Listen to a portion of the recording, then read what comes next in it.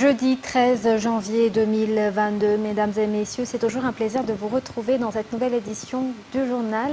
Bonsoir à tous et bienvenue, mesdames et messieurs. Dans les actualités de ce jour, commençons diplomatie. Pour commencer, renforcer la diplomatie économique, accroître le rayonnement de Madagascar à l'échelle internationale, intensifier les liens avec la diaspora et lutter contre la corruption, ce sont les axes prioritaires que le ministère des Affaires étrangères a mis en place pour réaliser les Vélrins présidentiels.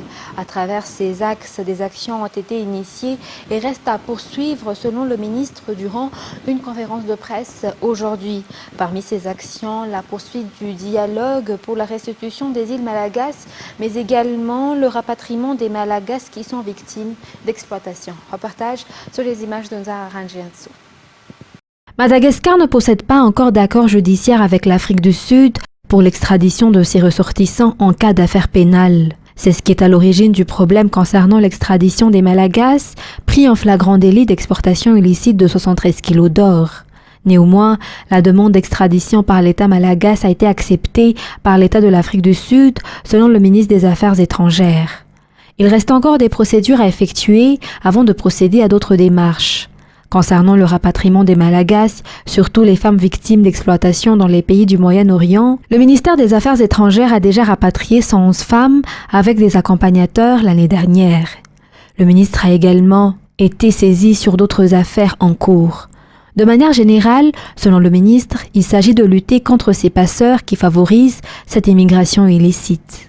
Ces départs clandestins, ces départs qui sont instrumentés par des passeurs malagasy, mais également étrangers, coûtent beaucoup d'argent à l'État malagasy, coûtent beaucoup en termes de notoriété aux Malagasy. Et donc, c'est une lutte que nous menons avec d'autres ministères pour éviter à ce que nos jeunes femmes soient exploitées, soient martyrisées et aient de vrais problèmes pour revenir au pays. Concernant les îles éparses, les efforts déjà initiés auparavant seront poursuivis selon le ministre. Une rencontre entre les comités malagasy et français se fera prochainement dans cette optique. D'autres actions attendent également le ministère des Affaires étrangères pour cette année 2022 à travers divers projets comme la mise en place de l'Académie diplomatique de Madagascar ou encore la création d'un club d'excellence de Madagascar qui mettra en valeur les talents malagasy. En outre, côté économique, le ministère des Affaires étrangères redynamise les accords commerciaux internationaux, notamment les exportations. Notre ministère, en matière de fonctionnement des entreprises étrangères et en matière d'exportation de Madagascar, est attentif d'une part au bon déroulement international de ces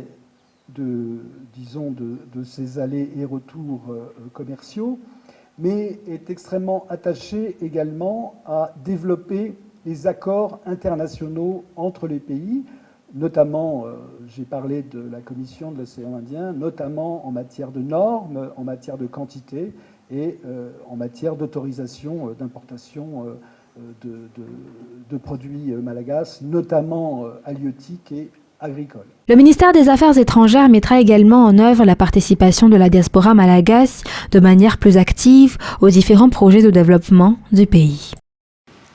Toujours dans cette page politique, la mise en place d'un climat d'apaisement politique, surtout un an avant les élections présidentielles, figure parmi les priorités du comité de Fampiavan à Malagasy ou CFM pour cette année 2022 selon son président aujourd'hui.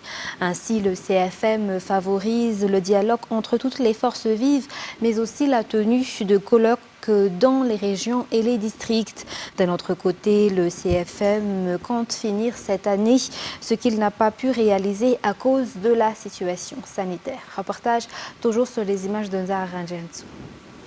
Le CFM ou le comité du Fampiavan à Malagasy a comme prérogative de prévenir les conflits dans le pays selon la loi 2016-037 relative à la réconciliation nationale. De ce fait, un an avant les élections présidentielles, le CFM compte mettre en place un climat politique apaisé à travers ses actions. Selon le président de cette entité, les élections présidentielles sont souvent source de conflits dans le pays avant, pendant ou après les échéances. une raison pour laquelle leurs actions sont axées sur ce sujet. Donc, à une année de l'élection présidentielle, notre travaux seront axés essentiellement sur l'apaisement politique. On va continuer les trois autres grands chantiers, mais ce sera axé surtout sur l'apaisement politique. Parce que Madagascar est toujours qualifié comme un pays failli. Donc, à charge au CFM de mettre en place une atmosphère politique sereine et apaisée avant, pendant et après les élections. Outre l'apaisement politique, parmi les 4 thèmes des actions du CFM également figure la sécurité à travers le DIN. Cette convention villageoise doit être recadrée selon le président du CFM, car dans certaines régions, ce DIN ne respecte pas les droits de l'homme. Il s'agit du cadrage du DIN. Le DIN, c'est une convention collective, convention villageoise, pour faire participer les gens, les citoyens, pour assurer leur sécurité. Donc, le DIN, parfois, il y a des traitements inhumains, il y a des non-respects de droits de l'homme. C'est pour ça qu'on a décidé de cadrer le DIN conformément aux lois et aux textes en vigueur. Et on a travaillé dans plusieurs régions pour mettre en place un DIN conforme à la loi en vigueur. Parmi les grands chantiers du CFM figure également la migration interne. Les migrants, notamment du fait de la famine ou du kéré, s'implantent dans des parcs nationaux et des réserves naturelles. Afin d'éviter les conflits entre les autochtones et des nouveaux venus, le CFM intervient avec les autorités locales. Le CFM veut aussi mettre en place une plateforme de concertation et de dialogue dans les régions pour une bonne coordination au sein de la société. Pour fermer cette page politique, nous allons suivre dans ce reportage le résumé du Conseil des ministres hier. Dans la rubrique communication, pour le ministère de l'Intérieur et de la décentralisation, le Conseil des ministres a validé la prise en charge par l'État des taxes et impôts sur les dons dans le domaine des droits humains dans la commune rurale de Fort-Dauphin qui s'inscrit dans le cadre de la coopération entre le chef-lieu de la région Anos et la ville d'Oissel en France. Il a été également validé la prise en charge des taxes et impôts pour l'importation des matériels informatiques fournis par le PNUD. Il s'inscrit dans le cadre de la gestion informatique de la surveillance des ébus en matière de sécurité de la partie sud de Madagascar. Les ébus dans les districts de Béchouk, Yous, Yakour, Midung Atsim, Amosar Atsim et Bekil sont concernés par cette gestion informatique. Toujours dans le cadre de la validation de la prise en charge en taxes et impôts, il s'agit de l'importation des semences d'Apemp dans le cadre du projet Vundzien pour la partie sud de Madagascar victime de kéré. Pour le ministère de la Sécurité publique, il a été validé la demande d'autorisation particulière de la prise en charge par l'État malagasy des taxes et impôts sur l'importation des passeports électroniques malagasy. Pour le ministère des Travaux publics, il a été validé l'introduction des engins pour la réhabilitation des routes et la validation de la sortie des matériels servant à la construction et entretien des ponts de la RN2, notamment ceux de Mangour et Antsapazan. Pour le ministère de la Pêche et de l'Économie bleue, il a été validé la suppression de 4 organismes rattachés. Pour le ministère du Développement numérique, de la digitalisation, de la poste et de la télécommunication, elle a été validée la prise en charge par l'État malagasy des taxes et impôts sur l'importation des cartes e-Pocket au nombre de 250 000, qui s'inscrit dans le cadre de la digitalisation et de la numérisation de l'administration publique en général. Cela implique également le paiement des salaires des fonctionnaires. Dans la validation des décrets, il a été mis en vigueur pour le ministère de l'Intérieur et de la décentralisation le décret qui rectifie les mesures prises dans le décret sur la révision de la coordination du Fonds de développement local ou FDL. En outre, le Conseil des ministres hier a également validé la nomination et l'abrogation de hauts employés de l'État au sein de divers ministères.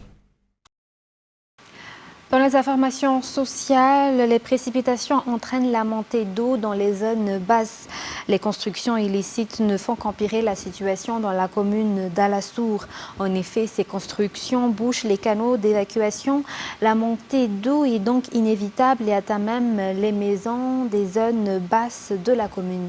Reportage de Fiti Merkoufé et Yves Janel. La commune n'arrive plus à contrôler les constructions illicites d'Alassour qui s'ajoutent à celles d'auparavant. Résultat, les zones basses de la commune, à cause des fortes précipitations, sont inondées.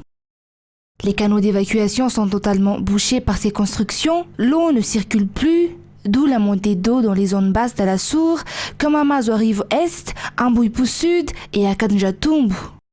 Les voies sont bloquées, l'eau arrive même au niveau des foyers d'Alassour. Face à cela, la commune a procédé à la recherche des canaux enterrés et au curage de ces derniers pour ensuite pouvoir entamer le pompage de l'eau dans les zones inondées. Toutefois, cette dernière ne dispose pas des engins nécessaires pour résoudre définitivement le problème des canaux d'évacuation. La commune espère donc une collaboration avec l'APIPA dans ce cadre. Elle manque également de ressources humaines pour le contrôle des constructions illicites, car à l'heure actuelle, seulement 2 personnes sont en charge de cette tâche pour la totalité de la commune d'Alassour.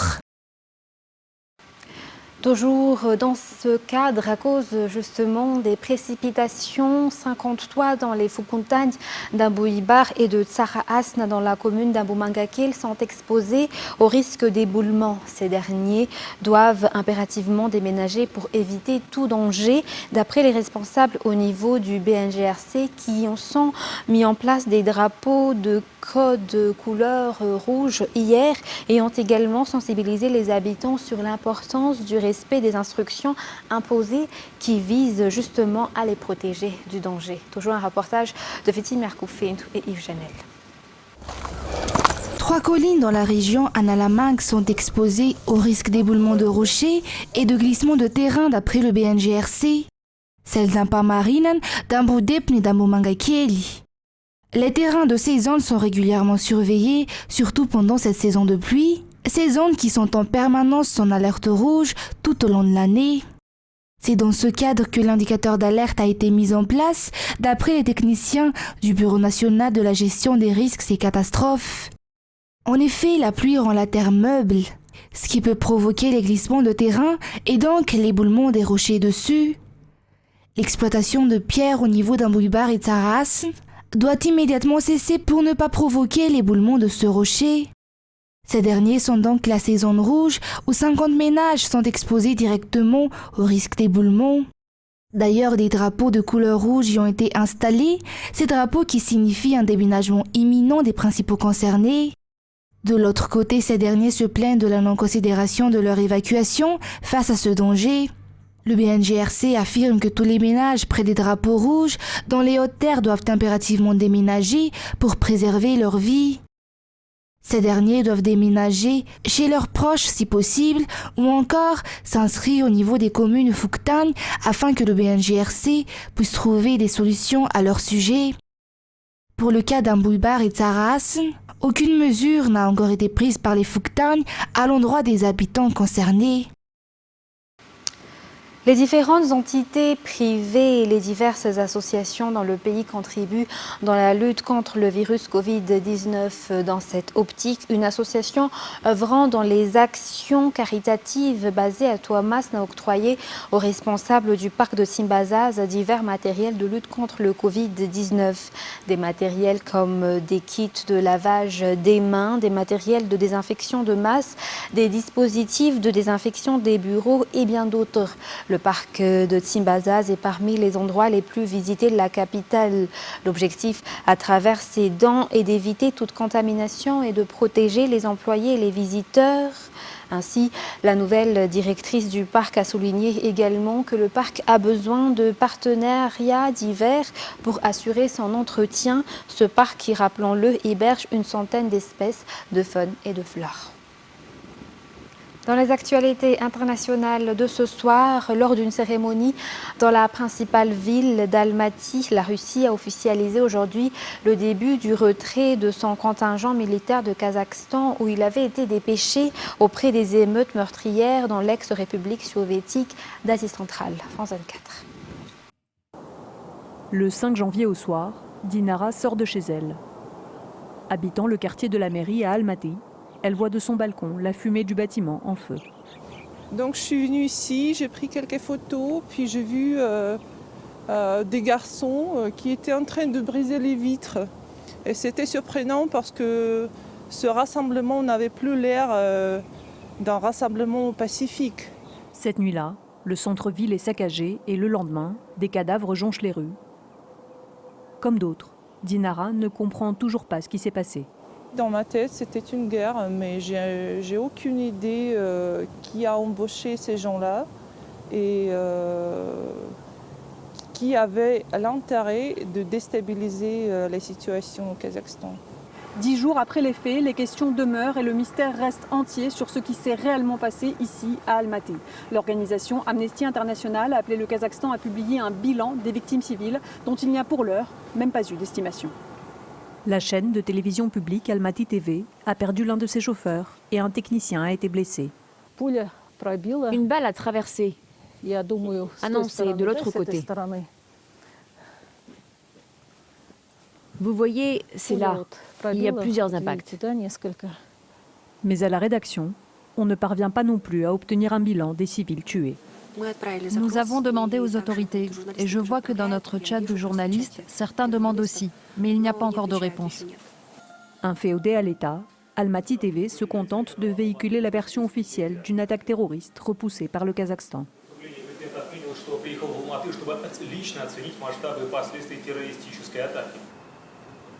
Ex-colonel du KNB, les services de sécurité kazakhs, Boladbek Boulgakbayev n'y croit pas une seconde. Ils n'ont pas encore montré un seul terroriste au peuple ou à la communauté internationale. Où sont-ils, ces dizaines de milliers de terroristes? Selon lui, des clans politiques auraient instrumentalisé la situation. Vous savez, chez nous, chaque gros oligarque, chaque gros bonnet a ses propres bataillons, son service d'ordre, de sécurité, ses gardes, etc. Ils ont tout simplement payé ces gens en leur disant « Allez foutre le bordel, plus il y a de bordel, mieux c'est ». À qui profiterait le crime? Au Kazakhstan, les déductions sont là, mais le grand nettoyage finit de les balayer. Et le Premier ministre Boris Johnson, en pleine tourmente politique en raison de sa participation à une fête en plein confinement, a annulé aujourd'hui une visite au motif qu'un membre de sa famille a été testé positif au Covid-19, a indiqué Downing Street. France 24. Il a traversé une série de tempêtes, mais le scandale du Partygate pourrait bien faire chavirer Boris Johnson. Et ce n'est pas le pardon qu'il a demandé devant la Chambre des communes qui va arranger les choses. Les faits remontent au 20 mai 2020, lors du premier confinement. Les Britanniques ne sont autorisés à voir qu'une seule personne à l'extérieur. Ils ne peuvent même pas rendre visite à des parents mourants à l'hôpital. Le Premier ministre, lui, assiste à un événement dans les jardins de sa résidence officielle. Une centaine d'invités reçoit le mail d'invitation intitulé BYOB Party. Comprenez Bring Your Own Bottle, apportez votre propre bouteille. La goutte de trop pour l'opposition, mais aussi pour une partie des conservateurs qui, ouvertement, n'hésitent plus à demander sa démission. D'autres ont commis des erreurs et enfreint les règles et ont été punis pour cela. Ils ont été tenus responsables. Il est le Premier ministre. C'est son gouvernement qui a mis ces règles en place. Il doit également être tenu responsable de ses actes. D'autres députés le défendent et s'en remettent à une enquête interne. Il a fait un compte-rendu détaillé à la Chambre des communes à propos de ce sujet. Le fait que le jardin n'était qu'une extension de leur espace de travail, bien sûr, ils travaillaient des heures pendant la pandémie. Les Britanniques sont suspendus aux conclusions de cette enquête, attendue la semaine prochaine. Boris Johnson, lui, est déjà sous la menace d'un vote de défiance de son parti. Selon les sondages, 2 tiers de la population souhaitent son départ. Les enseignants, exaspérés par la valse des protocoles sanitaires liés à la Covid-19, sont appelés à une grève aujourd'hui qui devrait entraîner la fermeture de la moitié des écoles en France. Car si les établissements scolaires restent ouverts alors que la pandémie connaît des records de contamination, les enseignants jugent très difficile de continuer à exercer leur métier. France 24. Porte close et grilles fermées. Voilà ce qui est attendu dans de nombreuses écoles ce jeudi. Un casse-tête pour les parents, contraints de trouver un mode de garde pour leurs enfants. Je vais faire la matinée, ma femme va faire l'après-midi. Donc voilà, on s'organise comme ça. C'est très stressant, eux ils le ressentent aussi. Un coup il y a papa, un coup il y a maman, un coup ils vont chez les amis. Et ils sont 75% des enseignants, d'après le principal syndicat du primaire, à s'être déclarés grévistes. C'est du jamais vu depuis 2 décennies. L'étincelle qui a mis le feu aux poudres, le protocole sanitaire, annoncé quelques heures avant la rentrée du 3 janvier et modifié 2 fois depuis. Des changements qui ont accentué la charge de travail des personnels. Ils réclament notamment plus de moyens pour maintenir les écoles ouvertes dans des conditions sanitaires viables. La colère, elle est là depuis bien plus longtemps. Elle est là parce que M. Blanquer méprise les enseignants. Elle est là parce qu'on s'oppose majoritairement à sa politique éducative. On est là parce qu'il sous-investit l'école. Un ministre de l'Éducation nationale sous le feu des critiques des enseignants, mais toujours soutenu au sein du gouvernement. Et je redis évidemment notre soutien au ministre de l'Éducation nationale dans ce contexte. Je redis qu'il échange avec les enseignants en permanence, que c'est un dialogue qui n'a jamais cessé. Un dialogue qui s'annonce compliqué, à l'heure où la plupart des syndicats d'enseignants, de chefs d'établissement et d'inspecteurs ont appelé à la grève dans les établissements scolaires. Mesdames et messieurs, c'est la fin de ce journal. Je vous remercie de nous avoir suivis jusqu'à son terme. N'oubliez pas de suivre votre série de soir et également le film après cela. Très bonne suite de programmes sur Viva. Au revoir.